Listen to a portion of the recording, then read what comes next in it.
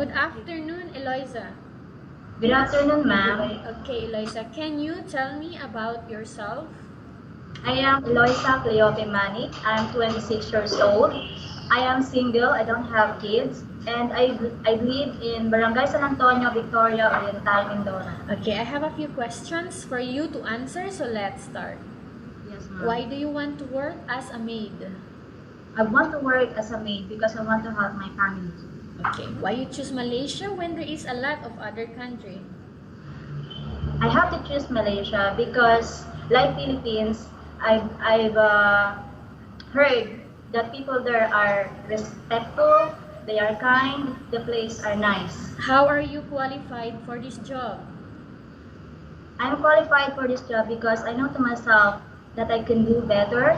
I am approachable, I am hardworking. May I know what your educational level is? I am a graduate of Bachelor of Secondary Education major in English. So you are a college graduate. Yes, What ma'am. is your recent working experience? My recent work experience is a substitute teacher in public school for 1 year. Have you worked abroad before? No, ma'am. Do you have experience of taking care of baby? Yes, ma'am. How about elderly? Yes, ma'am.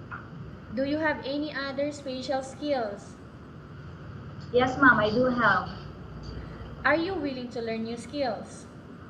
Yes, ma'am. Are you willing to work with the family where the mother-in-law or any relatives stay together? Yes, ma'am. Currently, are you still working now? No, ma'am. Do you know how to cook? Yes, ma'am. What sort of food can you cook? Only Filipino food, ma'am. Are you aware that you will have to do washing, cleaning, ironing, and cooking? Yes, ma'am. From all the house chores that I mentioned to you, which do you like most? I like to do most is cleaning. You are not allowed to use handphone during working hours. Yes, ma'am. You are only allowed to use handphone after you finish all the works and when going to bed. Yes, ma'am. You are strictly needed to surrender the handphone to your employer in the morning, and your employer will return back to you once you're going to bed. Yes, ma'am. You are strictly needed to surrender the handphone to your employer in the morning, and your employer will return back to you once you're going to bed. Yes, ma'am. If ever your employer finds out that you're abusing of using your handphone and it's affected your work performance, your employer will confiscate your handphone and you are not allowed to hold it anymore. Yes, ma'am. Instead, your employer will allow you to call to your family 3 times in a month. You only allowed to bring normal phone and you are not allowed to bring smartphone. Are you agreed for the terms and condition? Yes, ma'am. Are you agreed to the rules and regulation for the handphone? Yes, ma'am. How many years is the contract as you agreed and understands? It's 2 years. Can you describe for me your ethics, your attitude? My ethics, I am approachable, trustworthy, disciplined, hardworking, efficient. How can you assure to us that you will work hard in Malaysia? I will assure ma'am that I will do my best during that time that I am staying there, and I will promise that I will follow the rules and regulations and follow the tasks of my employer. Can you promise not to use the telephone without the permission of your employer? Yes, ma'am. Can you promise not to put on makeup but to dress properly while work? Yes, ma'am. Can you promise not to invite friends and relatives without the consent of your employer? Yes, ma'am. Can you promise not to ask for advance salary from your employer under any circumstances? Yes, ma'am. Do you really understand of the rules and regulation of the agency?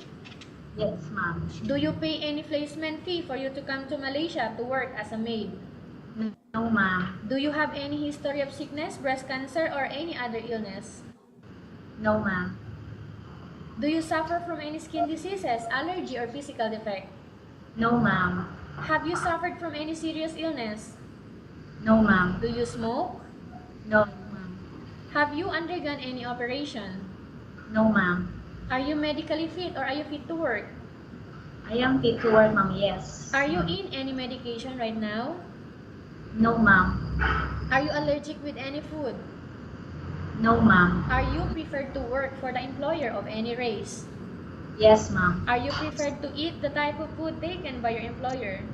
Yes, ma'am. Are you afraid of being left alone in the house? No, ma'am.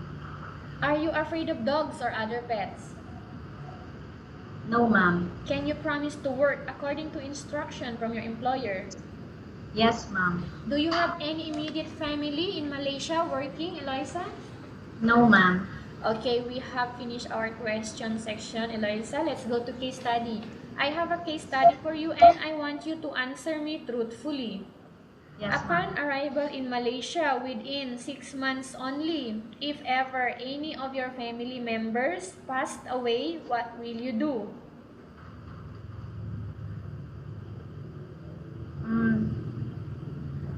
I will choose to stay, ma'am. I will continue doing my tasks. I will continue to finish my work, though it hurts for me to learn to hear those situations, but I will do my best not to regret to accept those jobs that will be given to me by my employer. I will do my best, and instead, I will help my family through sending money to them.